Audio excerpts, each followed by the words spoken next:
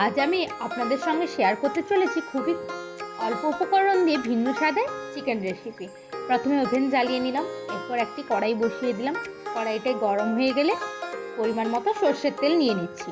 সর্ষের তেল ঢালা হয়ে গেলে এরপর এরই ফাঁকে আমি মাংসে নুন হলুদ সব কিছু দিয়ে হাতের সাহায্যে ম্যারিনেট করে নিচ্ছি।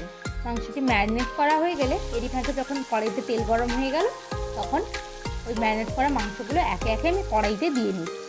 এবার কড়াইতে দিয়ে দিলাম, যখন দেখলাম এপিঠ হয়ে এসছে ওপিঠে উল্টে দিচ্ছি।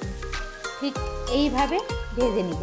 ঠিক খুব বেশি ভাজাও হবে না, অল্পও ভাজা হবে না, মোটামুটি ভাজা হবে।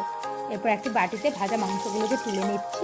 এরপর কড়াই বসিয়ে শুকনো লঙ্কা, তেজপাতা, গোটা গরম মশলা, এলাচ, লবঙ্গ, দারুচিনি দিয়ে দিলাম। এরপর জিরে ফোড়ন দিলাম। এরপর কুচিয়ে রাখা পেঁয়াজগুলোকে দিয়ে দিচ্ছি। পেঁয়াজগুলো ভাজা হয়ে গেলে টমেটো দিয়ে দিচ্ছি। এরপর নুন দিয়ে দিলাম। এরপর চিড়ে রাখা কাঁচা লঙ্কাগুলো দিয়ে দিচ্ছি। এরপর অল্প পরিমাণ হলুদ, লঙ্কার গুঁড়ো সব কিছু দিয়ে দিচ্ছি। এবার একটু অল্প খুন্তি দিয়ে অল্প করে নেড়ে নিচ্ছি। মশলাগুলো যেহেতু পুড়ে যাবে তাই অল্প পরিমাণ জলও দিলাম। এরপর আদা রসুনের পেস্ট দিয়ে দিচ্ছি। এরপর খুন্তির সাহায্যে একটু মশলাগুলোকে কষাতে লাগলাম। মশলাগুলো থেকে যখন এইভাবে তেল ছেড়ে আসবে তখন আগে থেকে কাজু ও পোস্তর পেস্টটা মশলাতে অ্যাড করে দিলাম। এরপর ঠিক এরকম কালার হবে।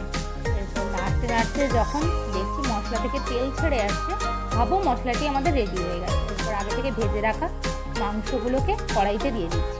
খুন্তির সাহায্যে একটু উল্টে পাল্টে নিচ্ছি, খুব কষানোর দরকার নেই কারণ আগে থেকে ভেজে রাখা ছিল তাই।